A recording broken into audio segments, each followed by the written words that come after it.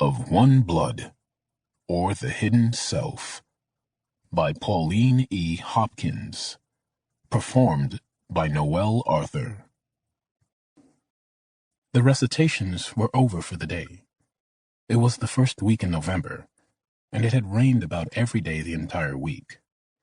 Now, freezing temperature added to the discomfiture of the dismal season. The lingering equinoctial whirled the last clinging yellow leaves from the trees on the campus and strewed them over the deserted paths, while from the leaden sky, fluttering snow-white flakes gave an unexpected touch of winter to the scene. The east wind, for which Boston and vicinity is celebrated, drove the sleet against the window panes of the room in which Ruel Briggs sat among his books and the apparatus for experiments. The room served for both living and sleeping. Briggs could have told you that the bareness and desolateness of the apartment were like his life, but he was a reticent man who knew how to suffer in silence. The dreary wet afternoon, the cheerless walk over West Boston Bridge through the soaking streets, had but served to emphasize the loneliness of his position, and morbid thoughts had haunted him all day. To what use all this persistent hard work for a place in the world, clothes, food, a roof? Is suicide wrong? He asked himself with tormenting persistency. From out the storm, voices and hands seemed beckoning him all day to cut the Gordian knot and solve the riddle of whence and whither for all time. His place in the world would soon be filled.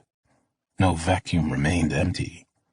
The eternal movement of all things onward closed up the gaps, and the wail of the newly born augmented the great army of mortals, pressing the vitals of Mother Earth with hurrying tread. So he had tormented himself for months, but the courage was yet wanting for strength to rend the veil. It had grown dark early. Ruel had not stirred from his room since coming from the hospital, had not eaten nor drank, and was in full possession of the solitude he craved. It was now 5 o'clock. He sat sideways by the bare table, one leg crossed over the other. His fingers kept the book open at the page where he was reading, but his attention wandered beyond the leaden sky, the dripping panes, and the sounds of the driving storm outside. He was thinking deeply of the words he had just read, in which the darkness had shut from his gaze. The book was called The Unclassified Residuum, just published and eagerly sought by students of mysticism and dealing with the great field of new discoveries in psychology. Briggs was a close student of what might be termed absurdities of supernatural phenomena, or mysticism, best known to the everyday world as effects of the imagination, a phrase of mere dismissal, and which it is impossible to make precise. The book suited the man's mood. These were the words of haunting significance. All the while, however, the phenomena are there, lying broadcast over the surface of history.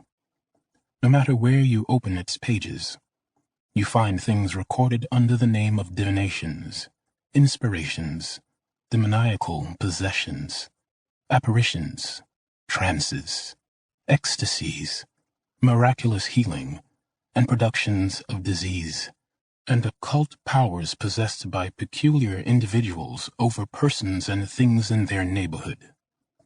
The mind curers and Christian scientists, who are beginning to lift up their heads in our communities, unquestionably get remarkable results in certain cases. The ordinary medical man dismisses them from his attention with the cut-and-dried remark that they are only the effects of the imagination. But there is a meaning in the vaguest of phrases.